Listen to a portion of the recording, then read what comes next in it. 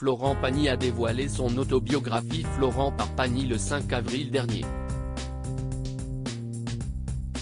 Dans les pages, il est revenu sur le jour où il a sauvé sa compagne de l'époque, Vanessa Paradis d'un tournage dans les années 1980.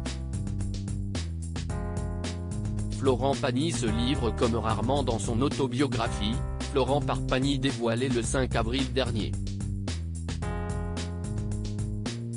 Au cours de ces 528 pages, il est revenu sur différents sujets et l'un tout particulièrement, son cancer. En janvier 2022, il s'emparait de son compte Instagram pour annoncer à ses fans qu'il était atteint d'un cancer du poumon qui n'était pas opérable. Il a donc mis sa carrière sur pause le temps d'aller mieux.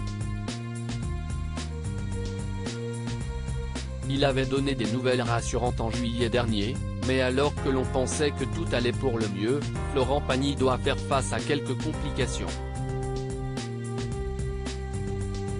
Parti en Patagonie pour se ressourcer sur ses terres de cœur, il s'est éloigné du personnel médical et a laissé un peu de côté le parcours de soins. Dimanche 5 mars 2023, il était présent sur le plateau de 7 à 8 et avait fait savoir qu'il faisait face à une possible récidive de son cancer. J'aurais préféré être là à rigoler, à balancer des vannes, à dire que tout va bien, qu'il n'y a plus rien, que rien n'est revenu, ce n'est pas le cas. Si est chiant. Je ne peux pas mentir non plus. Ce n'est pas le scénario qu'on espérait. Il a vrillé un peu.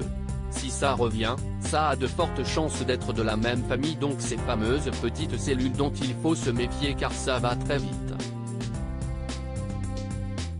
Mon premier traitement a plutôt bien marché, s'il faut le reprendre, je le reprendrai. Mais si je pouvais éviter et continuer à revivre comme avant, ce serait mieux. Après, tu peux chanter sous chimio, expliquait-il à Audrey Crespo-Mara. Vous ne trouverez nulle part cette version de l'histoire, un sujet abordé dans les pages de son autobiographie. Florent Pagny est également revenu sur ses histoires d'amour. Pendant de longues années, il a partagé la vie de Vanessa Paradis. Il se souvient du jour où il l'a sauvée d'un tournage, celui de Noces Blanches en 1980, je reste sur place un jour ou deux, heureux pour elle de voir que l'ambiance est excellente, commence-t-il à raconter. Mais finalement, à son retour quelques jours plus tard, tout a basculé, l'ambiance n'a plus rien à voir avec ce qu'elle était. On dirait que ce n'est pas le même film, pas le même tournage. Les choses ont dégénéré. Cette histoire ne m'appartient pas, elle appartient à Vanessa. Je ne peux donc qu'évoquer mon sentiment et non tous les faits. Ce qui est certain si est qu'il cesse de passer des choses inappropriées sur ce tournage. À tel point que je l'ai fait arrêter. Lorsque je suis arrivé ce jour-là, je n'ai pu m'empêcher de monter dans les tours pour protéger ma fiancée. Sans porter préjudice à Vanessa, qui n'a jamais souhaité en parler, je crois que je peux raconter mon face-à-face avec Jean-Claude Brissot au matin, après une nuit à écouter Vanessa me raconter ce qu'elle vivait. Les deux hommes s'écharpent vivement et commence alors une lutte de mecs qui veulent le dessus, et les insultes commencent à fuser. Florent Pagny lui lance alors, « Écoute, tu es juste une ordure, alors tu vas arrêter ton putain de film, voilà ce qui va se passer. » Je rentre à Paris avec Vanessa.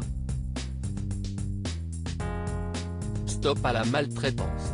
Brissot n'a pas eu d'autre choix que de bien se comporter. Vous ne trouverez nulle part cette version de l'histoire. Par amour, Florent Pagny est prêt à tout.